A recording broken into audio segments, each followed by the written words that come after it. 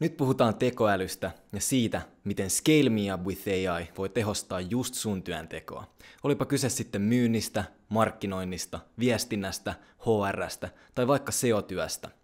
Vaan taivas on rajana. Näin Scale Me Up with AI:n tekoälykirjoittaja toimii. Scale Me Up with AI:ssa voi luoda ja kouluttaa omia tekoälyassistentteja. Tämä onnistuu sillä, että painaa paria nappia ja kirjoittaa yksinkertaiset ohjeet ihan suomen kielellä. Voin esimerkiksi luoda assistentin, joka osaa kirjoittaa mun tyylillä, mun tekstirakenteella ja just mun kohdeyleisölle. Kun assistentti tietää mun tavoitteet, se voi automaattisesti luoda just munlaisia tekstejä antamistani aiheista nappia painamalla. Tekstejä voi myös muokata Scale Me Up with AI:n älykkäässä tekstieditorissa. Siinä sisäänrakennetut tekoälynapit nopeuttavat työn kulkua ja mahdollistavat luovuuden kukoistaa ilman teknisiä rajoitteita. Hanki tekoäly rutiinien ratkaisijaksi. Scale Me Up with AI.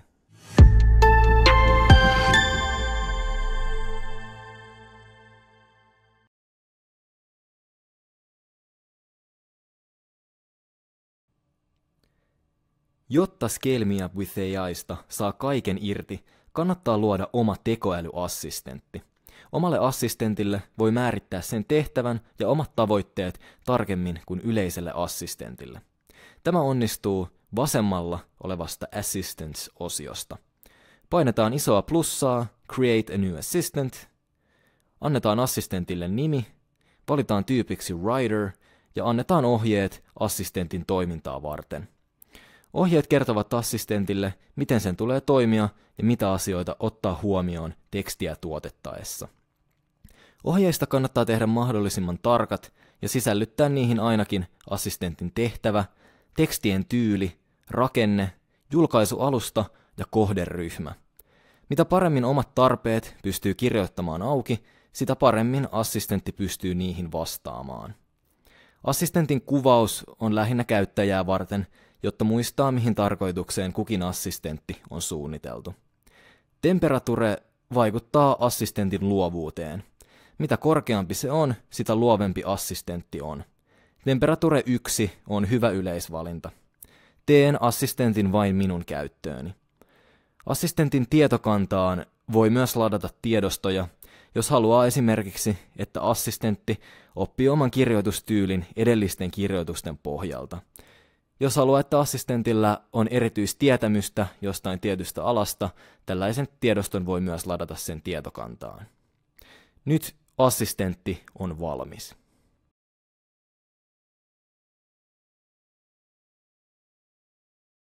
Kun meillä on assistentti, voimme siirtyä varsinaisen kirjoittamisen pariin.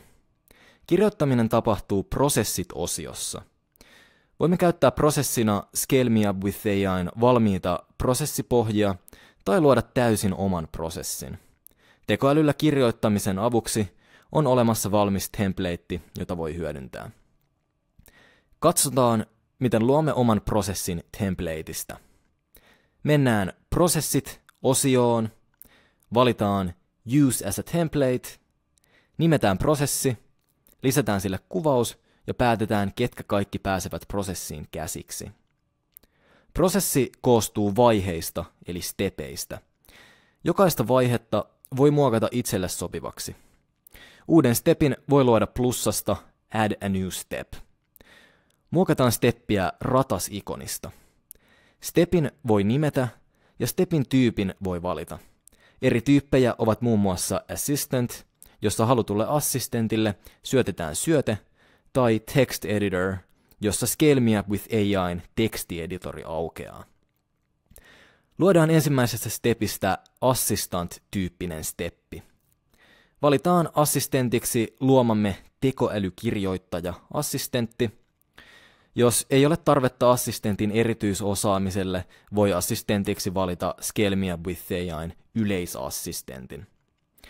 Kirjoitetaan stepille prompti, eli ohjeet tekoälylle siitä, mitä kyseisessä stepissä halutaan sen tekevän.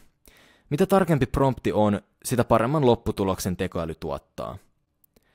Annan ensimmäiseen steppiin promptin kirjoita artikkeli aiheesta, Valitsen myös Input-täpän, jotta assistentti osaa ottaa huomioon aiheen, jonka tulen sille syöttämään. Ensimmäinen steppi on valmis. Tehdään toisesta stepistä Text Editor-steppi, jotta pääsemme muokkaamaan tekoälyn tuottamaa tekstiä Scale Me Up with AI:n tekstieditorissa. Tekstieditori-steppejä varten pitää valita nappiryhmä, eli mitkä tekoälynapit haluamme käyttöömme. Nyt prosessi on valmis ja voimme ajaa sen läpi.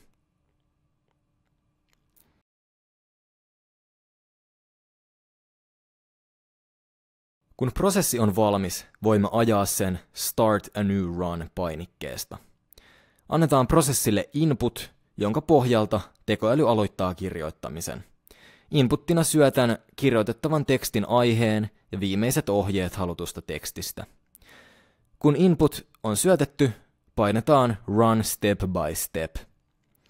Ensimmäisessä stepissä tekoäly luo ensimmäisen version halutusta tekstistä. Käytössä oleva assistentti hyödyntää sen koulutusta, eli sille annettuja ohjeita ja tietokantaa ladattuja tiedostoja apuna tekstiä tuotettaessa. Kun assistentin on kouluttanut hyvin, jo ensimmäinen versio saattaa olla julkaisukelpoinen. Sisällön tuotannon automatisoimiseksi on tärkeää kouluttaa kirjoitusassistentti hyvin, jotta sen tuottamat tekstit ovat suoraan julkaisukelpoisia. Steppi on ajettu ja meillä on nyt tekoälyassistentin tuottama teksti.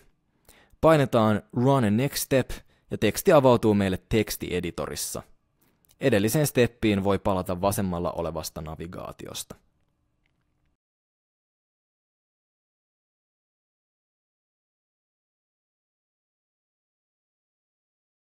Näin Scale Me Up with AI:n tekstieditori toimii. Meillä on nyt prosessin edellisestä stepistä saatu teksti. Tekstieditori itsessään toimii samalla tavalla kuin monet muut tekstieditorit. Tekstiä voi muun muassa muotoilla, boldata, kursivoida, luoda listoja tai taulukoita. Erityisominaisuutena tekstieditorissa on kuitenkin tekoälynapit. Ne löytyvät tekstieditorin oikeasta reunasta. Niihin on sisäänrakennettu prompti tietylle tekoälyassistentille.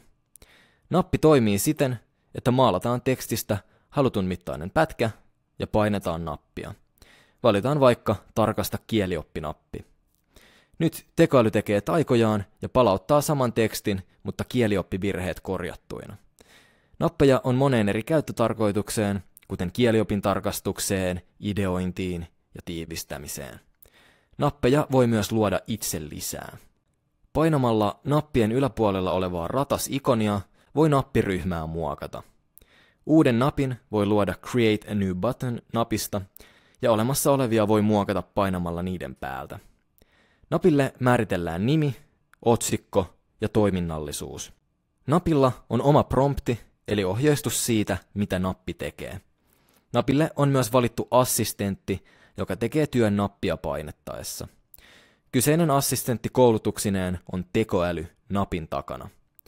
Jos erityisellä assistentille ei ole tarvetta, voi napin tyypiksi valita prompt-tyypin, jolloin prompti lähtee yleisassistentille. Napit voi järjestellä haluttuun järjestykseen raahaamalla. Tekstieditorissa voi myös syöttää maalatulle tekstille vapaamuotoisemman promptin kirjoittamalla sen Prompt for AI-tekstikenttään. Tällöinkin prompti lähtee yleisassistentille. Aina tekstieditoria käytettäessä on tärkeää tallentaa muutokset Save-napilla. Näin kirjoitusprosessi toimii Scale Me Up with AI:ssa. On aika lailla käyttäjästä kiinni, miten sitä haluaa käyttää. Haluaako automatisoida kirjoitusprosessin vai tehostaa omaa kirjoittamistaan älykkäässä tekstieditorissa? Aika lailla kaikki on mahdollista. Hanki tekoäly rutiinien ratkaisijaksi. Scale Me Up with AI.